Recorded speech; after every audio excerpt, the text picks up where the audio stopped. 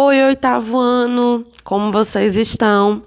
Vamos dar continuidade, né, ao continente africano. O continente africano, agora a gente vai falar sobre o período pré-colonial, colonização, independência. E vou pedir a vocês que façam a leitura das páginas 224 a 231 do livro. Depois dessa leitura, de assistir ao vídeo, respondam a atividade da página 232, tá bom? Agora nós estamos nesse ensino híbrido, onde alguns alunos presenciais, outros online à distância ainda, mas estamos todos juntos nessa, seguindo até o final do ano, tá bom? Sobre a África colonial, né? A história da sociedade africana, ela não começou no século XV, ela começou bem antes. Aqui a gente vê um mapa da África sendo explorada por cada parte dividida por um país europeu. Então, mesmo antes do processo de colonização, muitos povos africanos eles já estabeleceram conexões uns com os outros, com europeus, com povos do Oriente, de outros lugares da Ásia, com os quais eles praticavam intercâmbio comercial, cultural e político. Então, a história da colonização da África ela é bem anterior ao século XV. Ela é bem anterior à chegada dos europeus. Mesmo antes desse processo de colonização, esses povos africanos eles já comercializavam, tinham conexões culturais, comerciais e políticas com os povos do Oriente Médio e alguns povos da Ásia, tá bom? Vários fatores impulsionaram a colonização do continente africano, né? A disputa do poder entre as potências coloniais europeias, o abastecimento de matéria-prima para a indústria do continente europeu, além da independência de colônias na América. Então, a Europa ela precisava de novos lugares, de novos territórios para aumentar o seu poder. Então, as colônias europeias quanto mais território tinham, mais poder tinham. Eles precisavam também de matéria-prima para a indústria na Europa. Precisavam disso cada vez mais, porque algumas colônias da América já estavam entrando em processo de independência. Então, foi aí que eles começaram a colonizar o continente africano, em busca disso. E perceberam que o continente africano era rico em recursos naturais e minerais. No final do século XIX, né, houve a Conferência de Berlim. O que foi a Conferência de Berlim? Foi uma reunião onde participaram as potências coloniais da Europa, europeias, né?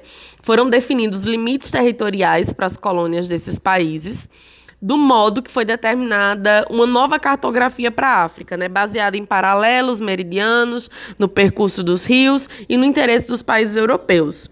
Então, essa Conferência de Berlim, ela marcou esse momento desse processo de colonização africana. Na Conferência de Berlim se reuniram várias potências europeias no período colonial, potências coloniais, e eles definiram limites territoriais dentro do continente africano, né? Eles definiram baseado nos paralelos, nos meridianos, no percurso dos rios, no interesse dos países europeus. Foi assim que a África ficou desse jeito, né? Dividida em vários territórios coloniais, cada um pertencente a uma colônia europeia. No período da Guerra Fria, né, os Estados Unidos e a União Soviética elas tiveram uma importância muito grande no papel do processo de independência dos países africanos. Estados Unidos e União Soviética financiavam a rivalidade entre grupos étnicos dentro da África, fornecendo armamento, fornecendo apoio tático para a disputa do poder local, a fim de ampliar sua área de influência no mundo inteiro, dividido entre o bloco capitalista e socialista. Então, muitas guerras anticolonialistas, muitas guerras contra o colonialismo foram comandadas por grupos de orientação socialista, alinhados à antiga União Soviética, enquanto os Estados Unidos patrocinavam os grupos contrários, que eram a favor da colonização das colônias europeias, né? Então, o período da Guerra Fria foi um período muito importante nesse processo de independência, né? A gente costuma dizer que o colonialismo na África, ele não acabou ainda, né? Porque ele continua até hoje, só que de outras formas. Empresas transnacionais, muitas vezes vindas de antigas potências coloniais, continuam explorando os recursos da África, extraindo riquezas da África, sem se preocupar em melhorar as condições de vida da população.